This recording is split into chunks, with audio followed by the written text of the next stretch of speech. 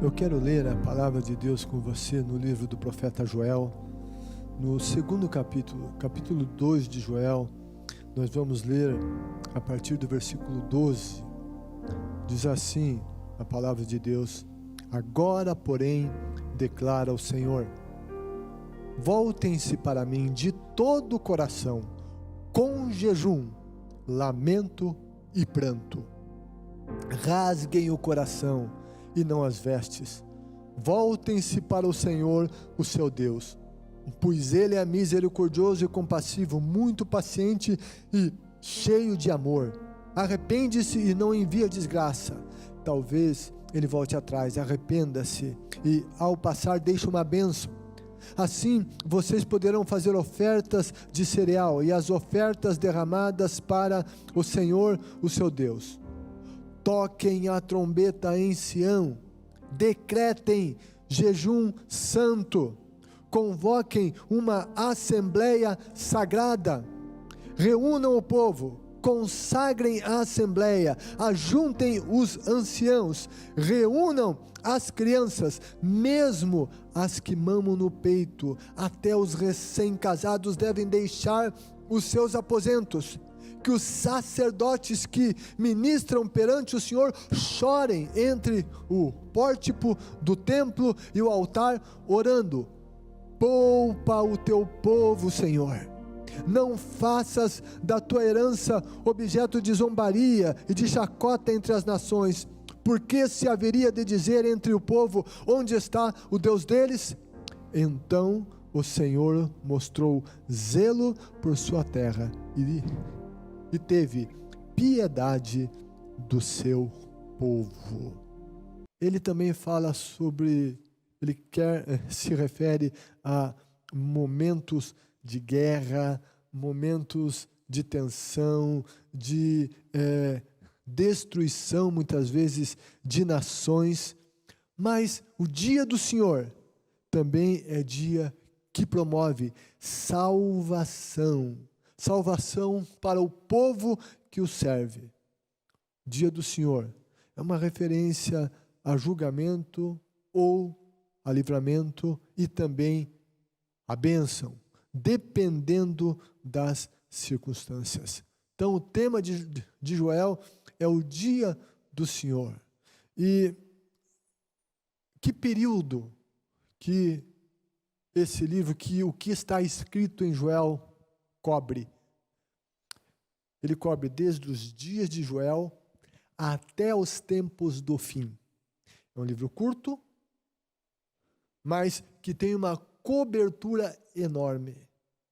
Se for no período pós-exílico, até o fim, até os tempos escatológicos, o livro de Joel cobre tudo isso. E ele então é muito interessante. Em que momento Joel ele profetizou? Ele profetizou em uma época de calamidade. Vale você ler o livro todo, desde o capítulo 1. E ele profetizou em uma época que houve uma grande praga de gafanhotos, que havia deixado os campos arruinados, o trigo destruído, o azeite em falta, e os agricultores em grande desespero, porque a colheita do trigo e da cevada tinha sido destruída. Isso você vê no mesmo livro de Joel, capítulo 1, versículos 10 e 11.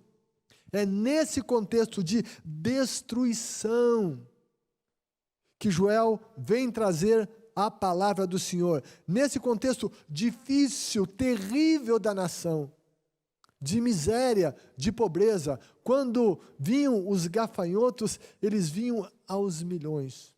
Uma fêmea de gafanhoto, ela tem a condição de colocar, de fazer de espalhar ovos, de fazer essa procriação, melhor dizendo, de uma maneira rápida e grande. Então, quando vinha essa praga de gafanhoto, eles vinham cobrindo e destruindo tudo. Isso tinha acontecido. Os gafanhotos tinham varrido a nação. Tudo o que existia lá. E é nesse contexto de destruição que Joel profetiza, que traz a palavra. E eu acredito que nós podemos colocar um paralelo e traçar esse paralelo entre os dias de Joel e os nossos dias, comparando o tempo dele com o nosso. Eu não estou dizendo que o que a gente está, que Joel, ele profetizou o coronavírus, que o que ele disse a esse tempo. Não. Não é isso que eu estou dizendo. Eu estou dizendo que nós podemos fazer comparações entre o tempo de Joel e o nosso tempo. Por quê? Porque a gente consegue perceber que como os gafanhotos destruíram toda a produção agrícola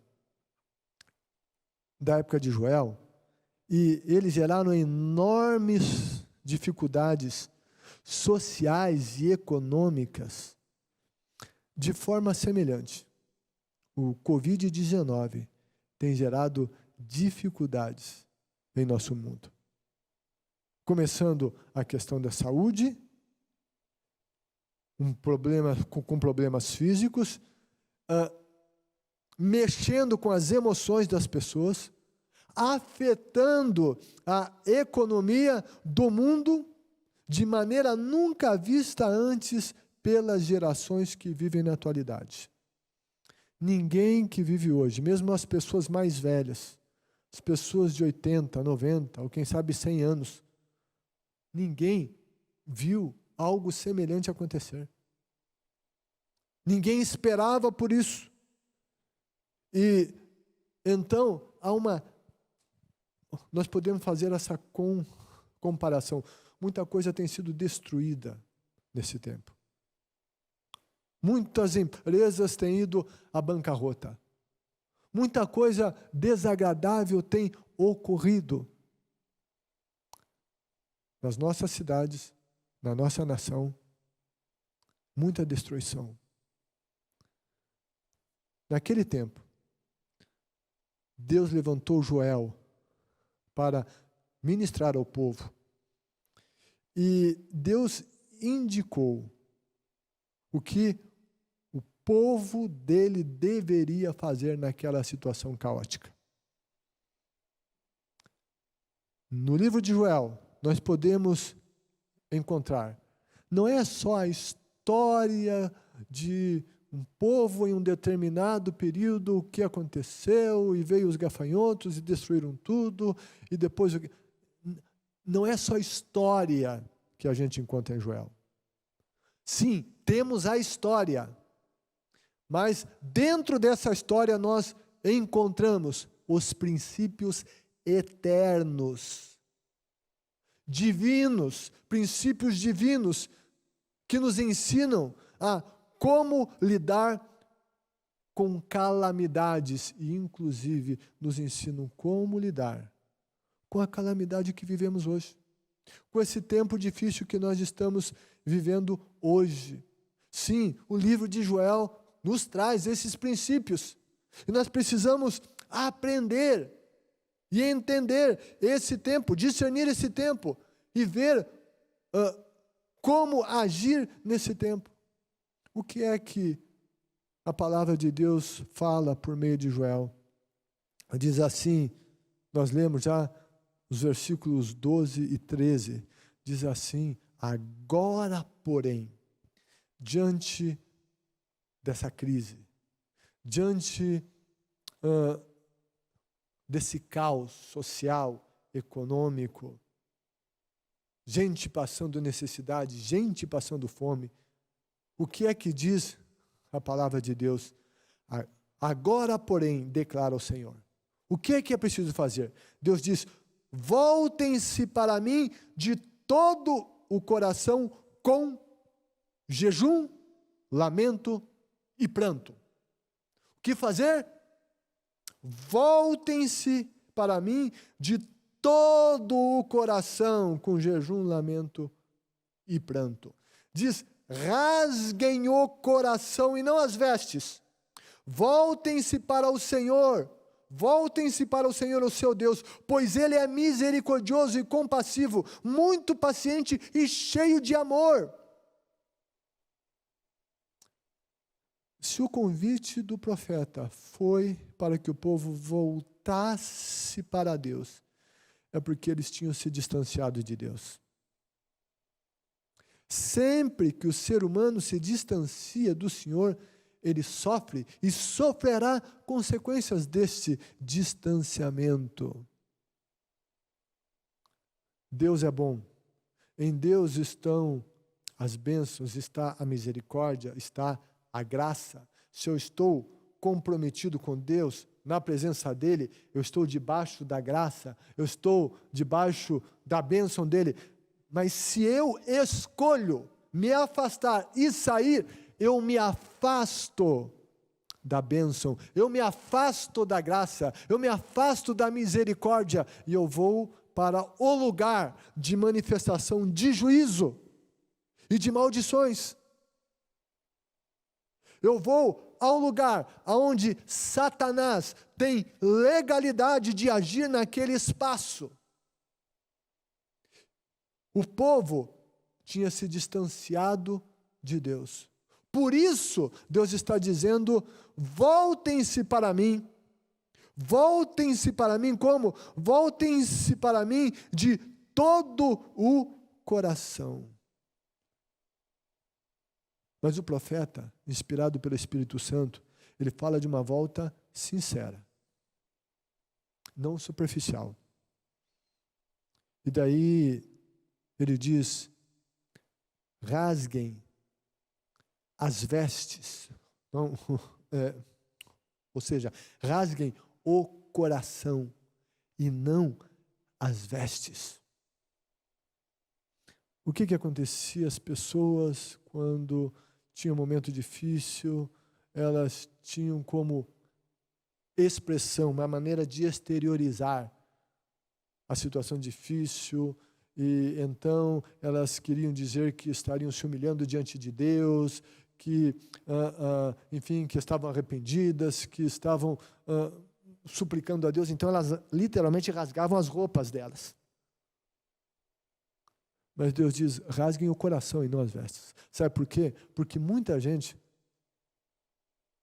fazia isso exteriormente, rasgava as vestes para que outros achassem que ela estava arrependida. Elas tinham um ritual religioso. Rasgar as vestes. Mas Deus está dizendo, eu não quero vestes rasgadas, eu quero o coração rasgado.